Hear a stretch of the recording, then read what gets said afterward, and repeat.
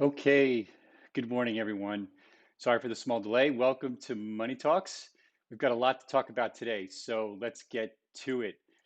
We've got people, as usual, joining from all over the world. I'm excited to get to your questions. Anything's fair game. We've got a contest winner as well. We're going to talk about altcoins in the fourth part of our kind of back to basics series. And there's links in the newsletter, I believe, to all of the previous episodes. But you can just go back to YouTube and look at the videos there. We're streaming on Facebook, YouTube, Periscope, Twitter, even Instagram. So it's pretty cool. Our audience has been growing. Thank you for that. We really appreciate the support. So first things first, crazy Bitcoin times. So as I'm talking here, we're pushing kind of 15,000 500-ish on Bitcoin. So that's been a pretty interesting phenomenon to see this week, and we're literally up over 45% in the last 30 days. I've made this point to you all many times. First of all, nothing goes straight up, right? But on the other hand, I am super excited about Bitcoin. Uh, this week's price movement doesn't change that one bit. This is just the beginning. And again, my opinion. I don't give investment advice. But since I wrote my original kind of bullish expose on Bitcoin a couple of weeks ago, we've seen a breakout of over 10% in November already. The technicals have never been as bullish as they are now. Bitcoin stock to flow plus the current monthly chart for Bitcoin are all showing a likelihood of a massive run up in the price of Bitcoin over the next few months. The fundamentals, again, the thing about fundamentals is they don't change. So every time I say the fundamentals, they're going to be the same as the last time. There will never be more than 21 million Bitcoin. There will never be less fiat printed than there is now. It will only get worse. Cash is becoming more worthless by the day. Another way to look at this run up in the Bitcoin price is it's basically a devaluation of the dollar because we keep printing more of it. Gold is good, but Bitcoin is great. Those are the fundamentals, plain and simple. Then we talk about sentiment. Consumer sentiment around Bitcoin is basically non existent. That's amazing given how much the price is going up. Everyone's paying attention to the US election, the pandemic, the stock market, all important things to pay attention to.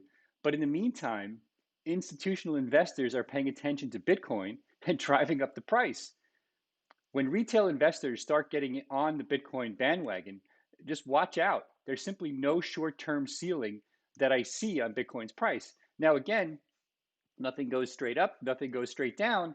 I don't give investment advice. I'm here to help you get educated, do your own homework, and make your own smart investment decisions for yourself. Okay?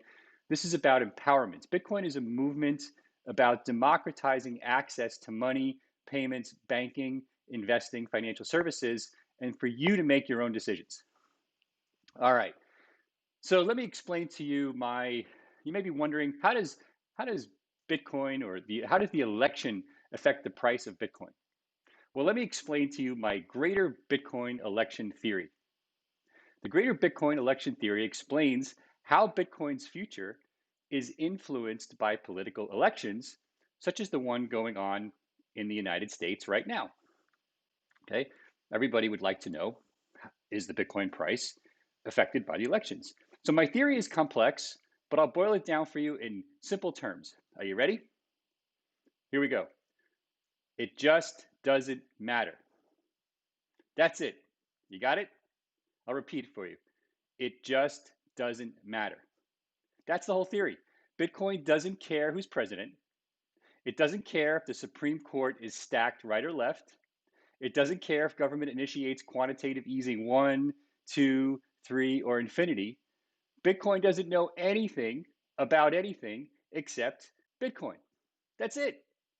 So again, let me repeat the greater Bitcoin election theory. It just doesn't matter. Bitcoin is going to do whatever Bitcoin is going to do, regardless of who we elect president, how many votes they get, whether they print more money at a faster rate or a slower rate. It doesn't matter. So let's remind ourselves, there's never going to be more than 21 million Bitcoin. Bitcoin is divisible by 8 decimal places into units called Satoshis. There will never be more than 2 quadrillion, 100 trillion Satoshis. It's a tough one to remember. It doesn't matter. Today, a Satoshi is worth 0.00016 pennies, US pennies. If Bitcoin goes to 1 million, then one Satoshi will be worth about 1 penny. It's pretty cool. When one Satoshi is finally worth 1 penny, then I believe we'll start to see people spending Bitcoin via payment services like Lightning channels on everyday purchases, as well as big ticket items like cars and houses. And Bitcoin will probably be the least volatile hard asset in the world. Everything else will have collapsed. At that point, we'll start seeing governments hoard Bitcoin as well. I think we'll actually start to see it sooner than that, but certainly we'll see it in mass. If you invest $10,000 into Bitcoin today and Bitcoin goes to $1 million, which I believe it will, again, I keep saying this, but it's not investment advice, it's just my opinion, your 10K investment will be worth 640K. So again, the greater Bitcoin election theory reminds us Bitcoin is going to do what Bitcoin is going to do, regardless of what anyone else or any other government does. This includes following a fairly predictable pattern of Bitcoin being hoarded, given its deflationary traits. What do I mean by that? I keep referring to this idea of hoarding Bitcoin. You've probably heard me talk about this many, many times. Hoarding Bitcoin means that no one would want to spend it or sell it, right? Because it's basically in this kind of initial inflationary state leading to deflation. An initial inflationary state means there's still some being created, but it's being created at a slower rate, and eventually none will be created, which is why we refer to it as deflationary. So Bitcoin is clearly being hoarded today. What does this mean? Well, the volume of sellers has been muted for months, if not longer. So Bitcoin's price is basically driven by institutional and retail or consumer buyer interest. There's this Austrian theory of money, which I linked to in this week's newsletter, which espouses hard money such as gold or silver is the best money, states that any truly scarce asset will be hoarded until its value reaches such high levels that the original holders have no choice but to use it for spend or barter. That's what happened with gold hundreds of years ago. It's been replaced via guns and courts with government printed money. So in other words, if you believe the purchasing power of your money will go up, you're going to hoard it if you can afford to do so. If you believe it will go down or stay flat in value, you're more likely to spend it. Bitcoin is playing out this idea perfectly. It's actually astounding that the Austrian economics rulebook was written almost over 100 years ago, right? Well before my greater Bitcoin election theory. But there you have it. So again, to recap, greater Bitcoin election theory goes like this. It just doesn't matter. Bitcoin just is, and that is enough. All right. So there's my rant. Sorry for that, but hopefully, if people ask you how is Bitcoin being affected by the election, you can explain to them it just doesn't matter, and you can explain why. Okay. So let's see, what else do we have going on today? We've got a bunch of stuff going on. I'm going to talk about altcoins in a few minutes. We have a bunch of questions related to both altcoins as well as Abra in general. We've got our trusty Abra demo ready here to go. So we'll also take a look at that. By the way, we got a lot of positive comments on our DeFi talk from last week. If you go to the YouTube page, look down, last week's talk has a whole bunch of commentary about DeFi, what DeFi is, where it's going. And, thank you as well to the folks at Pantera for helping to prepare that. And you can go watch that at the link below. So let's talk for a few minutes about DeFi, and then I want to get to some of your questions related to DeFi. Okay. So sorry, my bad here. All right. So why am I so, actually, I think I said I was going to get to DeFi. I actually meant get to altcoins. Apologies. So we do this on the fly here, right? So Sometimes I speak too fast, but we're going to talk about altcoins today. Sorry for that, not not DeFi. All right. So why are altcoins so important? Why do they matter? Now, anyone who knows me knows that I'll talk about Bitcoin, my greater Bitcoin election theory, Austrian economics, finance, and anything in between for hours on end. But what about altcoins? Why are so many people so excited about other cryptocurrencies that aren't Bitcoin or Ethereum? And why are so many Bitcoin supporters so negative on altcoins? So let's talk about all of these things.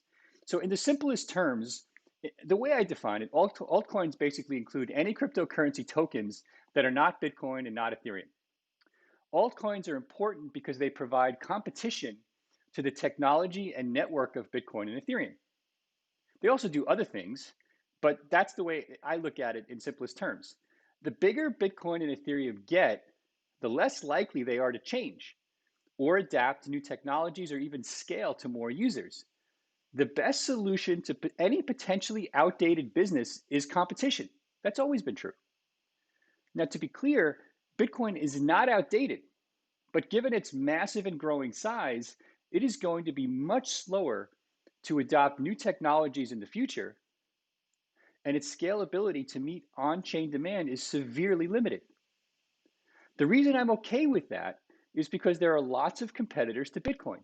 Even if I don't own them or use them, and even if I don't believe they'll survive, they are very important. Litecoin, for example, is kind of like digital silver to me, right? What do I mean by that?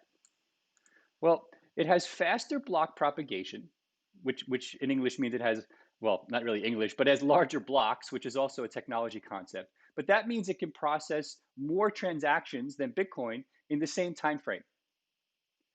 In other words, if a lot of people are using it at the same time, you're less likely to wait on a Litecoin transaction than you are in a Bitcoin transaction. But because of network effects, which have given Bitcoin the lead in terms of users and miners, it's not nearly as secure as Bitcoin. Bitcoin Cash is also a fork of Bitcoin, right? And it attempts to address Bitcoin's scalability limitations with much larger block sizes. Now, many believe that block size is indirectly proportional to security. While Satoshi didn't necessarily agree with this in his writings, many Bitcoin Core developers believe this, and this is one of the reasons why I believe Bitcoin will be slower to adapt, and also, again, why I'm not too worried about that today. Ask me in 5 years how I feel about that, and I may have a different answer, but today I'm okay with Bitcoin taking it slow. I'm also a little concerned about some of the technology complexity being introduced to Bitcoin, which is somewhat at odds with what I'm saying here, but simpler is usually better. Okay? All right, so fungibility and privacy are another problem for Bitcoin. Fungibility, let me explain what that means. Fungibility means that it's impossible to distinguish one Bitcoin from another or any other coin from another. Meaning, if I send one Bitcoin to you and you send it to someone else and you receive another Bitcoin from someone else and you send that to the same person, the recipient shouldn't be able to distinguish between those Bitcoin. That's not true today. Privacy, on the other hand, generally means I have no way of tracing the source or destination of my cryptocurrency transaction as an outside viewer. Now, neither of these concepts is easily achieved with Bitcoin. So Bitcoin's lack of privacy and lack of fungibility is what makes transactions easily traceable by the government. So if you saw the news this week that the government recently seized, I think it was like $1 billion worth of Bitcoin used back in the days of Silk Road many, many years ago, this makes the point. Okay. So we're talking about Bitcoin that's probably over 5 years since it's been moved, yet the government was easily able to trace it. And easily, let me remove the word easily. The government was able to trace it. Whether it was easy or hard doesn't matter. Okay. Altcoins such as Monero and Zcash attempt to solve these privacy problems with competing technological approaches. As a result, users who demand that their transactions be private have actually gravitated towards using those currencies over Bitcoin. And again, competition wins.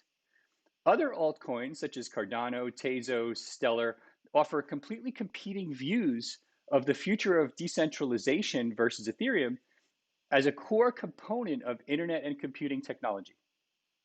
right? When I was a kid growing up, it was about client server. Then it became multi-tier, n-tier web technologies.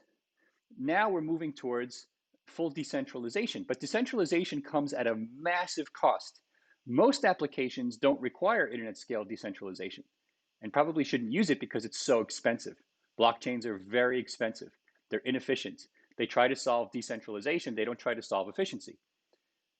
But again, competing views of the world is exactly what the world needs to move forward. Just like human evolution or animal evolution happens by competition. It's the same with technology. Abra has written an intro guide, by the way, covering many of these crypto projects. Let me show it to you really quick. I linked to it in this week's newsletter. This is really cool. So if you're interested in altcoins, you should really check this out.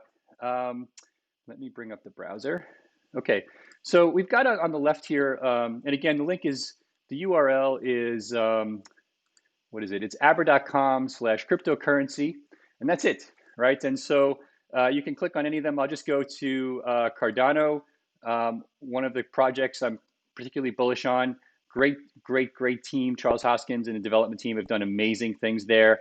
You can read about why scalability, interoperability, smart contracts, and their own organization. As a matter of fact, we cover other technologies, Monero, which I've always been bullish on, as XMR, also supported in Abra, as one of the first coins to really truly make privacy work, and they have a very large development community. We get into a little bit about how the technology works, how these ring signatures work, which is pretty cool tech even now, and it's been a few years. And there's others we talk about, Litecoin, Status, Stellar, of course.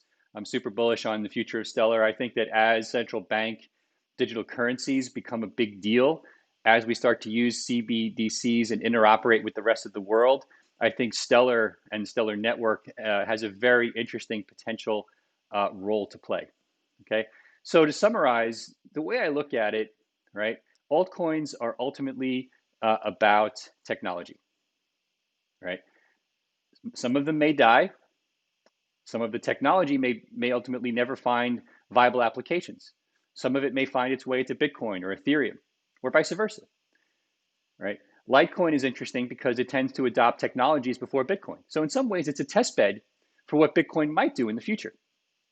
Again, all essential for moving this entire kind of decentralization movement forward. And we all profit by that at the end of the day. That is a check on governments run amok. It is a check on government printing out of control. And it's ultimately about freedom and democratization of services. Okay? All right. Let me get to some of your questions and keep them coming. We've got plenty of time for questions here. So, and we also have a contest winner, by the way. So we won't forget about that. I'm going to make you wait just a little bit on that one. Let me try to pick some altcoins. We've got some Abra specific questions. We've got some altcoin generic questions. Let me try to do some altcoin, and also take a couple of DeFi questions from last week if there's any laggards there. Justin B asks, what do I look for in a solid altcoin? Obviously, altcoins have various uses, store value, usage tokens, etc. But for the average person getting into crypto, what would you suggest consumers look for before investing and using? Okay, this is a complicated question. Let me start off by reminding you, and I'm sorry if I keep repeating this, I don't give investment advice. I'm just going to give you my perspective on how I look at crypto, and how I make decisions about what I'm interested in. First of all, I'm a technologist at heart. My degree is computer science. I was a cryptographer at the CIA. I developed software before getting into payments and management. And so I love tech. Okay, I'm all about tech. So I read the white papers. When we had this ICO craze a few years ago, I was the nut that went through and read all these white papers that no one else was reading because I was really interested in the technology, right? And I learned about, for example, directed acyclic graphs. And I would say to people, hey, you bought that coin? Cool. What do you think about their directed acyclic graph technology? And people would look at me like I have three heads. My point is that ultimately, when you think about altcoins, you need to think first and foremost about the technology and the problem that they're trying to solve, whether it's consumer facing, business facing, platform facing, or some combination of all three. From an investment perspective, what's the problem? No different than any kind of venture capital investing in a startup, for example, where they ask, what problem are you trying to solve? Who's it for? How big is the problem? How are you going to bring it to market? Now, in the case of decentralized services, it's a much harder thing to deal with because, in theory, there's no central off switch, and there should really not be a central company with a central off switch. That's not really the case with most altcoin projects today because they're not truly decentralized out of the gate. That's a legal issue, which we're not going to cover here. But what I look for is interesting technology, strongly differentiated from the incumbents, particularly Bitcoin and Ethereum, solving named problems. Now, named problems could be anything from scalability, myriad types of smart contracts, ease of implementation in smart contracts, for example, solving problems inherent in Ethereum, right? Chainlink, for example, helps to try to solve the the Oracle problem, which we've talked about many times on Money Talks. The Oracle problem being, how do I integrate real world data into smart contracts that have no concept of the physical world? In other words, if my smart contract is dependent upon the price of gold, how do I get the price of gold into my smart contract, right? So Chainlink is an example of a project that attempts to solve that problem. All right. So other ways to look at this are not just market cap. There's also technical trading. I would be lying if I said I never did that when it came to altcoins. Trading altcoins on technical indicators is a big, risky business. If you want to do it with small amounts of money, it's like going to the gambling table. Okay, and that's fine. There's nothing wrong with that. I go to Vegas every 5 years and put $100 on the blackjack table. That's kind of my limit. I'm not a big gambler. I know too much about the math to be interested in it. But I do get I get the rush. The rush of gambling. And so I think with small amounts of money and being smart and recognizing that you run the risk of losing all of that money, I think it's okay. On the other hand, if there's projects that you really support and passionately believe in and think have a chance to change the world, that's an investment and a bet on the future. Usually those are outsized bets that have outsized returns. So if you strongly believe in that and you want to put a small amount of money to work, it's okay, because if you lose all of that money, it should also be okay. But if the investment goes up 100x, that's an outsized return relative to the outsized risk you're taking on that small amount of money. That's how I look at altcoin investing. It's also how I look at startup investing. Okay, so long answer to a very simple question. When it comes to price correlation, which is closer to altcoins? Is it Bitcoin or is it Ethereum? And then further, do you have plans to run your own nodes to support staking of some altcoins under proof of stake algorithms? We'll come back to that question in a second. Let me talk about price correlation. So price correlation is an interesting concept. Let me explain what I think the question means. All right. So I think the question basically means, are altcoins like Cardano, Digibyte moving more in tandem with the price of Ethereum or more in tandem with the price of Bitcoin? So a lot of times we maybe you've heard of this phrase, an altcoin season.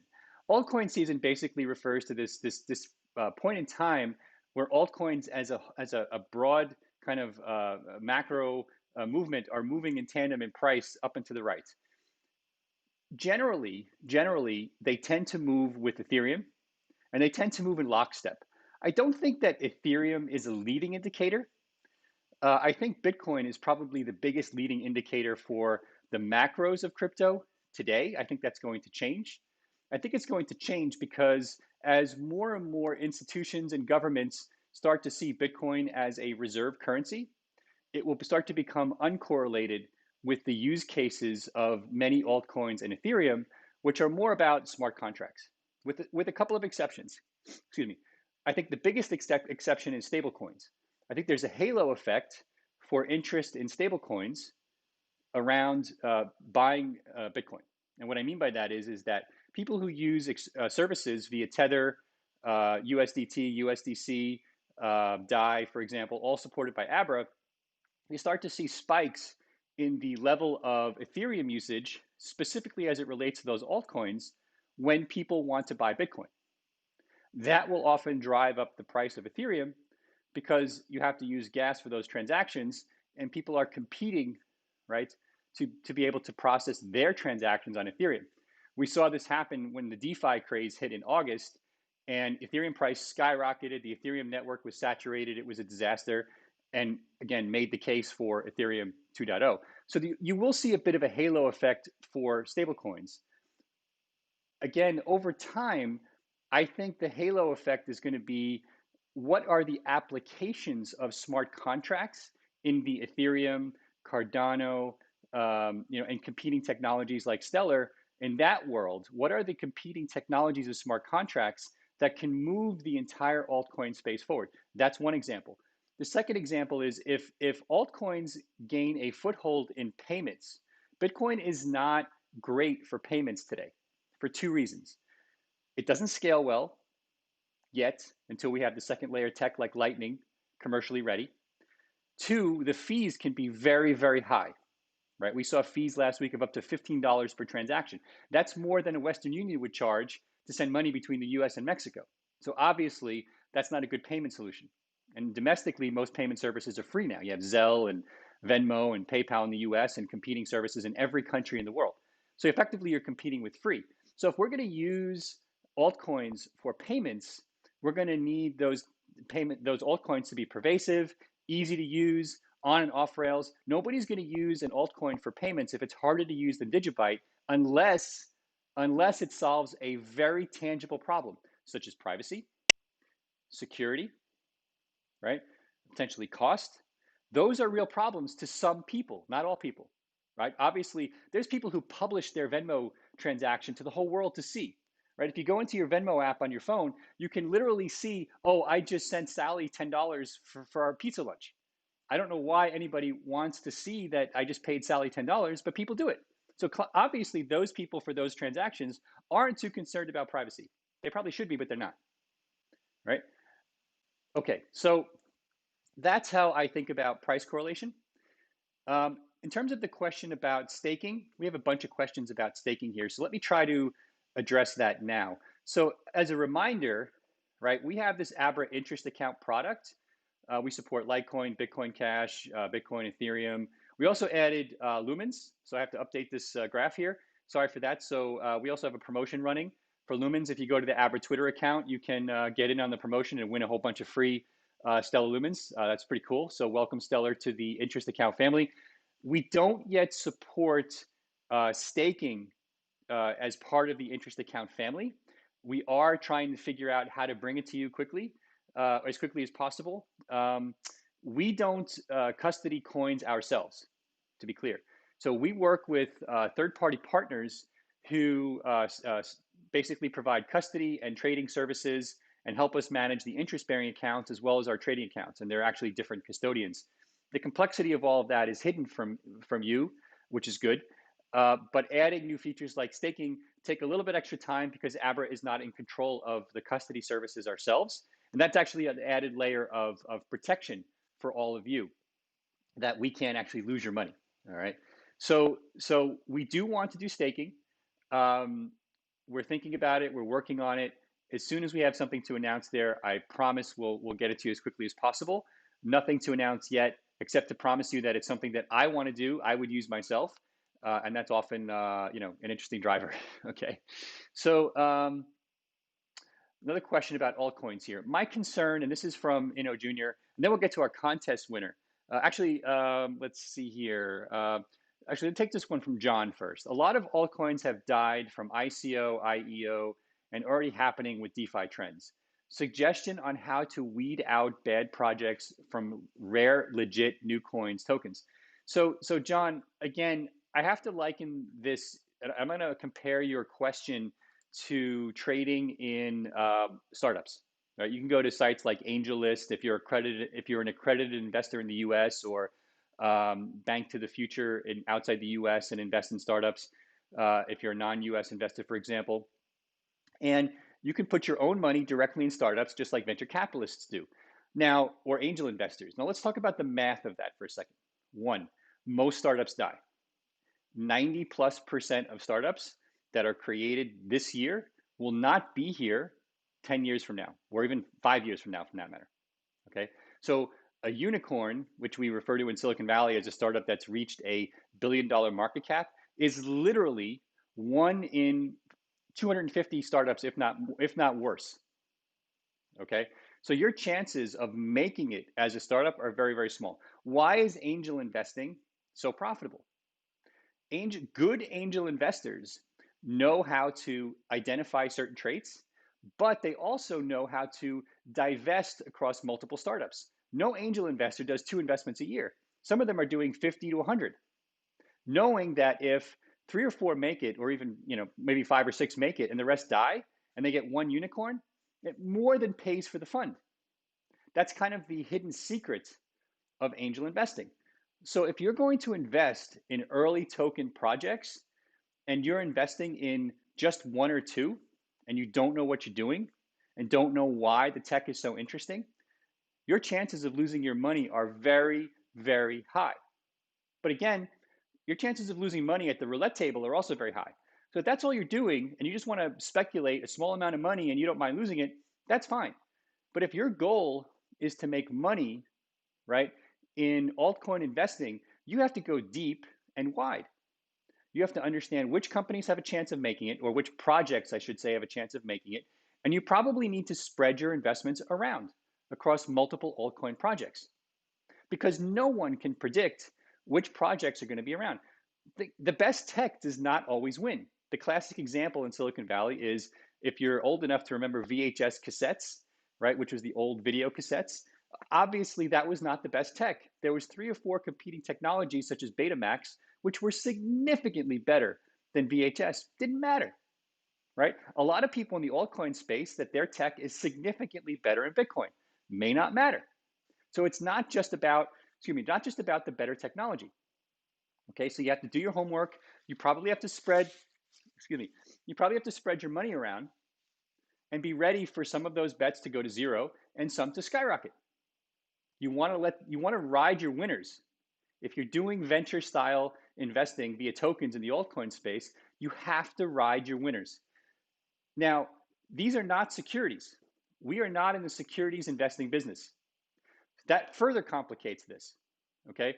Investing in startups is securities investing. You can look at company financials, you can look at returns, you can look at revenue. In altcoins, you can't do that. The value for the tokens that Abra lists is not derived from the fundamentals of a company, because these are not securities. So it's yet a further complication of the investing. So again, this is not for the faint of heart. The returns can be phenomenal, but you have to do your homework. Or you have to be prepared to speculate on a small amount of money, which you can lose. Okay? All right. Cool questions. Fun topic. Let's see. Let me get to the winner. All right. We have a contest winner. And let's see. So the winner is Inno Jr. His Twitter handle is at POSITIV 8TY. I'll pronounce that as positive 80. He says, my concern is, as most investors only care about immediate benefits rather than the real value of a certain altcoin in the long term, how can you convince users to invest on altcoin in the long term? That's a fantastic question. So, it really is more or less what I just said, right? Even though these are not securities, they're projects that basically espouse the tenets of decentralization. I think a lot of the way you would look at where to put your money as an angel investor is similar. Even though you're not investing in securities, you're investing in a commodity effectively. But what is the value of that commodity to consumers or businesses over time? Not just tomorrow. If you're a technical speculator and you're looking at charts, again, I have no problem with that. Every once in a while, I do that. Not very often. I don't have a lot of time for that, but it's very risky. If you're doing it with small amounts of money, it's kind of like going to Vegas. And if you set a budget for yourself, I'm gonna lose no more than $50 at the blackjack table, and if I go home with 500, it was a great night. But if I go home with zero, it's also okay, because it was $50 and I had fun, right? That's the short-term 2-week speculator. If you want to make long-term returns on these altcoins, you have to do your homework. Spend time on the Abra site that I just showed you, right? And looking at how these different currencies work, what they do, right? What they're good for, what their long-term prospects are, right? Or don't do it. That's my advice. Okay. Now, I'm telling you this knowing that the more transactions you do on Abra with altcoins, the better off it is for Abra. But it's not good for any of us if I tell you to go put all your money on altcoins. I don't want you to do that, even though it would actually be in the short term financially better for Abra. Don't do it. That's what I'm telling you. Okay. Be smart. Look at different projects. If you want to treat this like angel investing, even though they're commodities, make lots of long-term bets of small amounts and ride the winners and write off the losers. If you want to treat it like a roulette table, use very small amounts of money.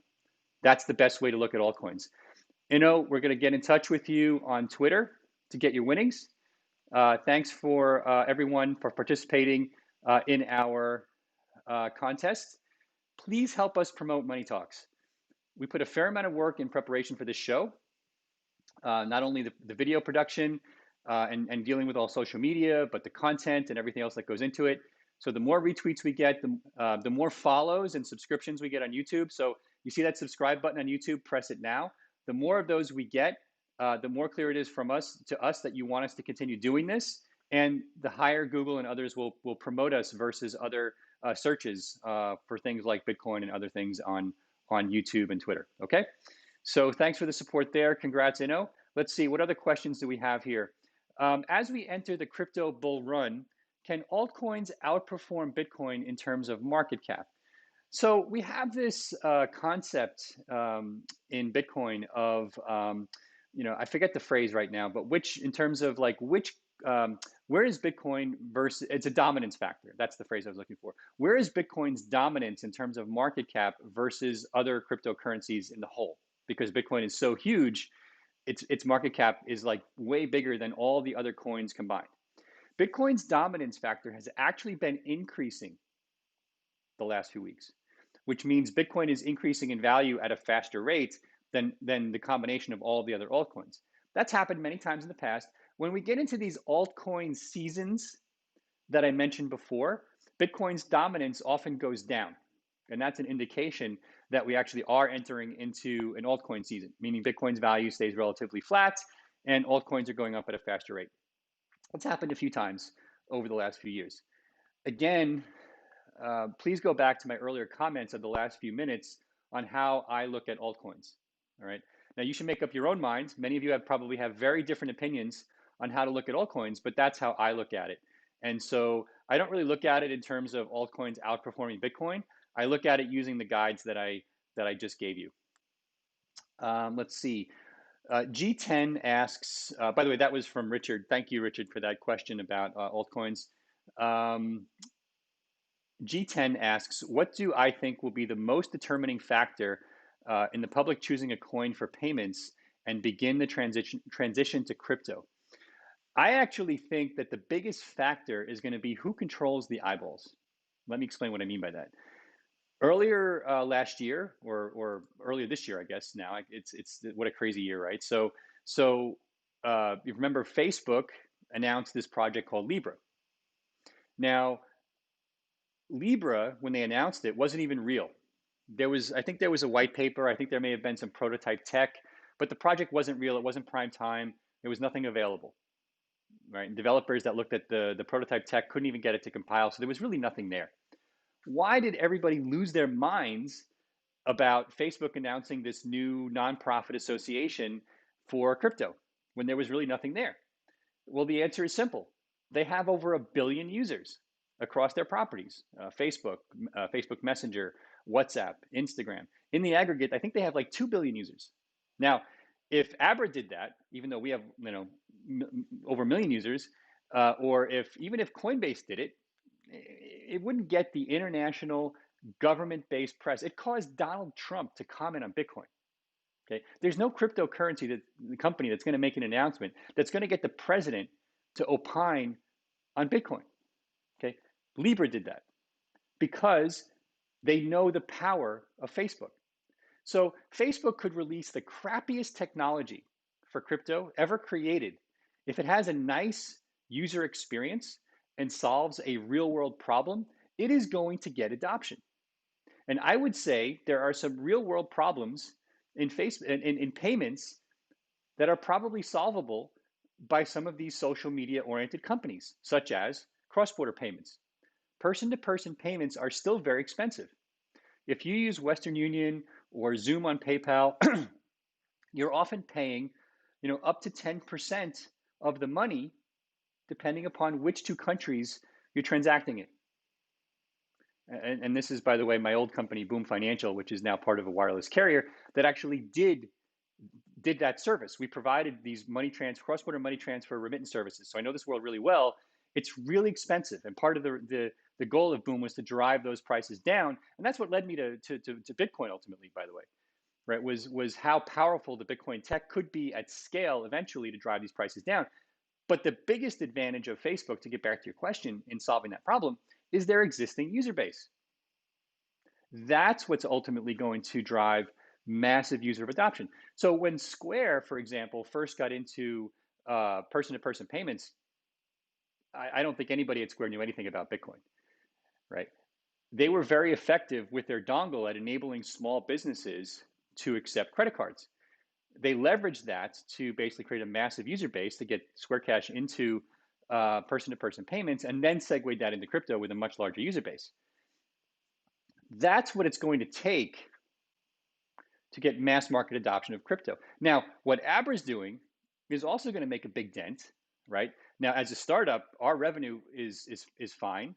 Our user base is great.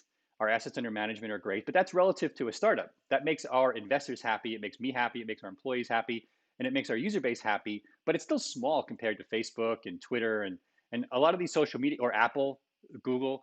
One of those companies is going to get big into a payments product that leverages crypto in the next 5 years. I'll put my entire reputation on it. It's going to happen.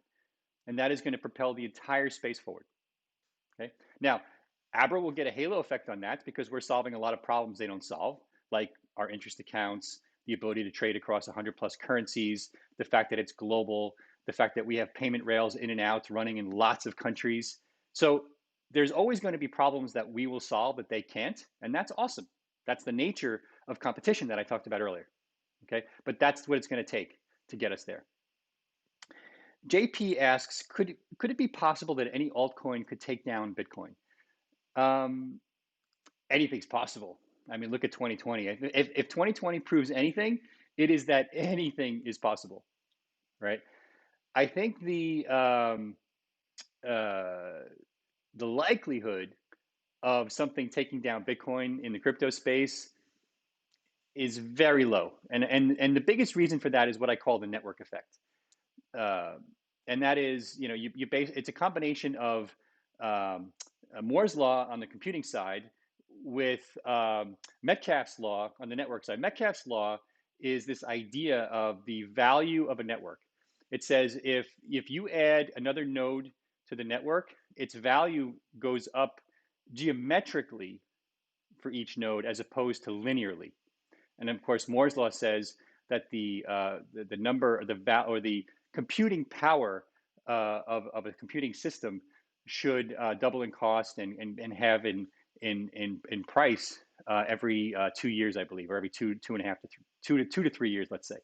When you combine those, that's why we have phones like this that are more powerful than the supercomputers I worked on at NASA 25 years ago, right? And are going to be even smaller and more powerful and enable virtual reality in real time with ocular implants in the next 10 years.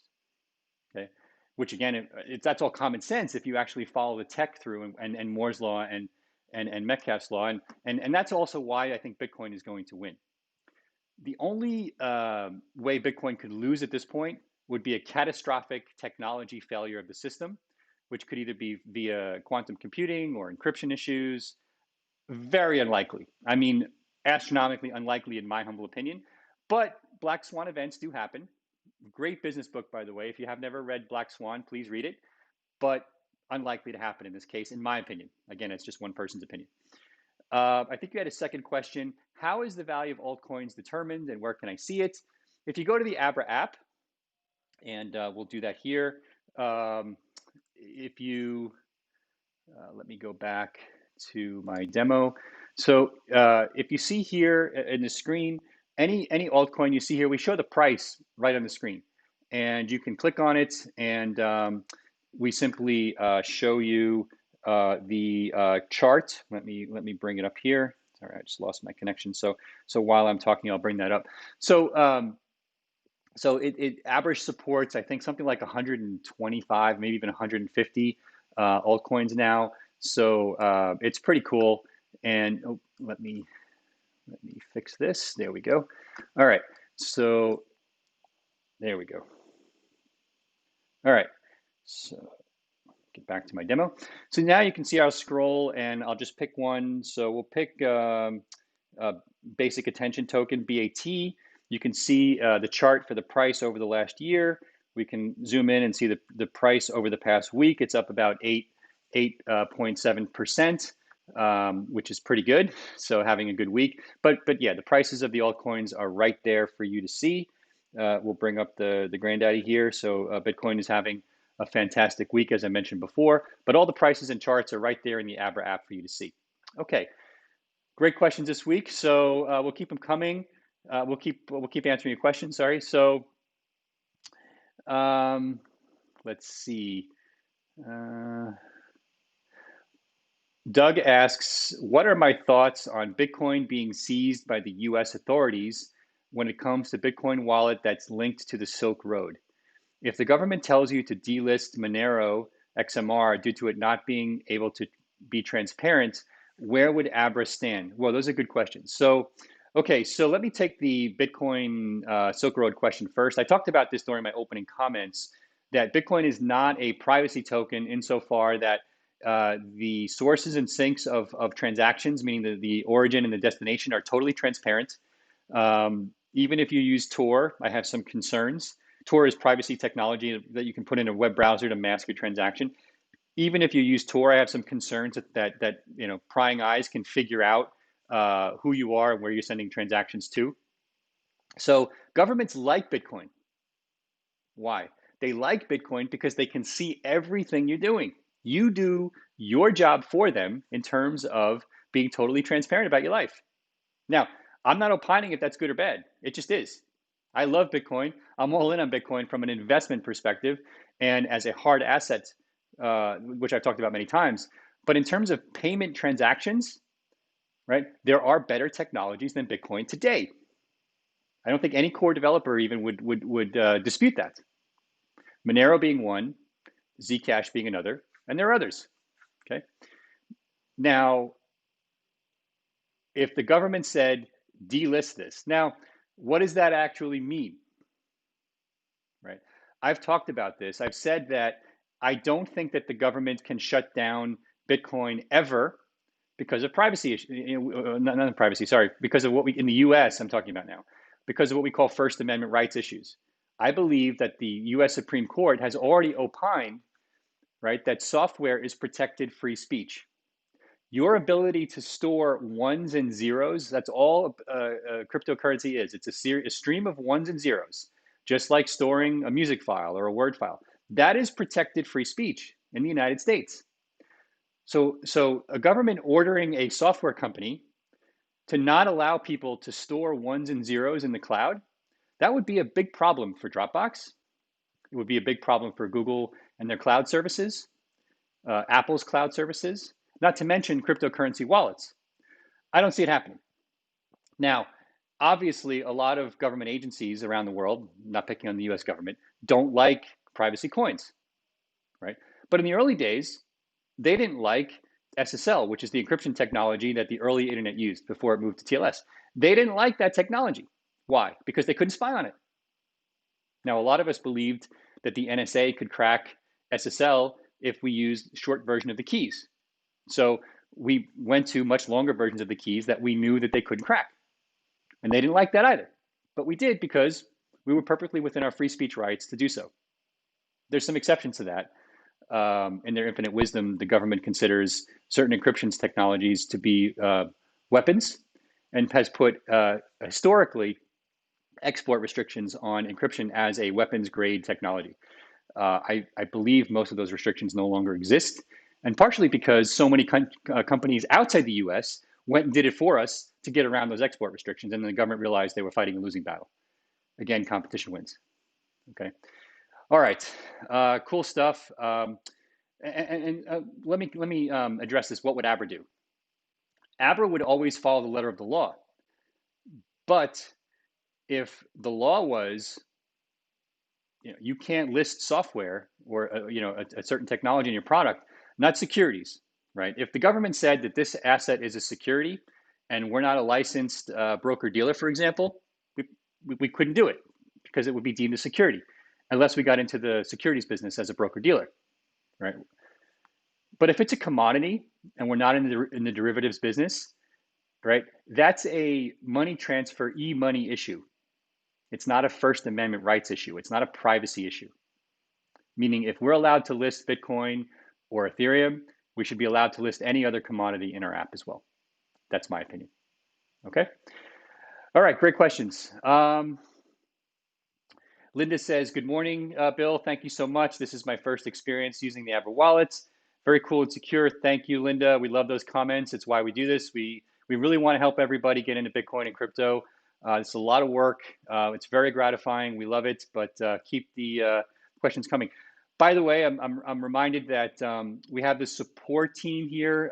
They've been online answering a lot of questions. If they don't get to your question and it's specific to your Abra app, you can email them at support@abra.com. That's support@abra.com. And after the show, they'll answer your question and get back to you right away. Let me take 2 more questions here. All right. I'm getting some questions and comments about Bitcoins and crypto scams. Let me address this one head on. How do I avoid cryptocurrency and altcoin scams? I probably have 6 of these questions. So let me talk about this. All right. So the most common scam related to cryptocurrencies is, hey, download Abra, send me 2 Bitcoin today, and I'll send you back 6 Bitcoin tomorrow. If someone you don't know asks you to send them Bitcoin outside of the Abra app, 1, don't do it, ever. 2, go see rule number 1. Okay? If you're not sure what to do, send an email immediately to support@abra.com and we'll help you. But in general, we're going to remind you of rule number 1, which is never send Bitcoin to somebody you don't know, or any crypto for that matter. It's probably a scam. Abra is a safe place to transact. It's a safe place to invest in cryptocurrencies. It's a safe place to hold and send crypto to people you know. But please don't send cryptocurrencies to people you don't know. You're getting scammed. It's that simple. If you're not sure, again, our support team is happy to help anytime. Go on social media, ask us, probably better via email, right, to protect yourself. But the rule is pretty simple. It happens every week. It's happening less on a percentage basis. People are getting smarter, but it still happens. Please be smart. Okay, there is no free lunch, is the old saying, right? No one is going to send you back 5 Bitcoins tomorrow if you send them 1 Bitcoin today. No one. Okay. Again, be careful. All right. So let's see. Is XRP a stablecoin? XRP is not a stablecoin. XRP is another form of cryptocurrency. It is a different technology versus the ones we've been talking about. And we can go back to our list of cryptos here, and you'll see that we list XRP, also known as Ripple. And it is a different type of cryptocurrency. It's being used predominantly in interbank transactions. It uses this Ripple protocol, and they use this node architecture called validators. Ironically, or not ironically, but interestingly, the original brains behind XRP/Ripple is also the person who started the Stellar Foundation. And there's some interesting overlap and in the technology and in theory, some improvements to Stellar versus Ripple. Okay, We'll talk more about that when we have more time in the future, but that is XRP. Okay, one last question, and then we will wrap it up. So let's see. I got to pick a good one. I got a whole bunch here, so let me scroll. I already talked, Jose. How does the presidential election in USA impact altcoins potential? Jose, you obviously didn't read my newsletter. I'm going to pick on you a little bit. You got to go read the Greater Bitcoin Election Theory. Anybody here want to tell Jose what the Greater Bitcoin Election Theory is? Everybody remember? I'll remind you. It just doesn't matter. Okay. Bitcoin is going to do what Bitcoin is going to do. Altcoins are going to do what they're going to do. It doesn't matter. Okay. Elections matter for other reasons, but not for Bitcoin. Okay. Democrats and Republicans print money without end. Not going to matter to Bitcoin. All right. All right. So I'm not going to use that as the last question. So let's see.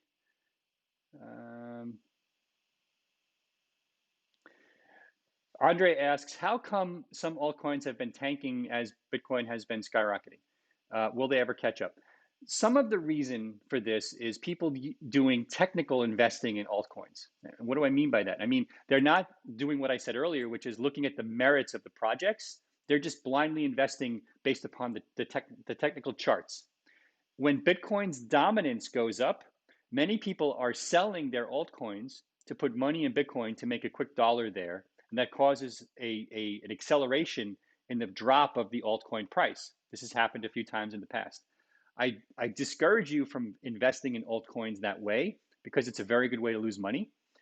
I encourage people to pick the projects that they think have long-term potential or make very small speculative bets, just like at the roulette table, and be prepared to lose a lot of money or the money if you're doing that, but you can get huge gains just like you can on occasion at the roulette or blackjack table. If you look at it that way, you'll be fine, right? But don't put all your money on a couple of altcoin projects, a lot of money, and then be shocked if the value goes to zero. Think of it like angel investing in commodities as opposed to angel investing in equities. All right, so thanks again to the Abra team for supporting this. If you don't have the Abra app, you can get it at abra.com. And great week for Bitcoin, right? So the price is holding pretty steady at about 15,500. We did touch 16,000 yesterday, which is pretty awesome. I think we were at 13,500 like 3 days ago. So November and December are going to be super exciting months. You all know how bullish I am. We'll see. This is not going to happen overnight, folks. This is a multi-year. I'm in this for the long term. By long term, I mean probably 5 years at least. I'm going to hold Bitcoin forever, some of it. But in terms of this investment cycle, I'm looking at a 5-year cycle, and I wouldn't be surprised if Bitcoin gets to 1 million in that 5 years. No promises, not investment advice, but I think Bitcoin literally has a chance to get to $1 million. That's what the stock to flow and other charts are telling me, and other fundamentals are telling me. I'm going to leave it there. Have a great weekend. Stay safe. We'll see by the time we get onto Money Talks next Friday who our next president will be in the United States. The Greater Bitcoin Election Theory doesn't care, but many Americans do. And in the meantime, have a great weekend, and we'll see you next time on Money Talks. Be well. Bye-bye.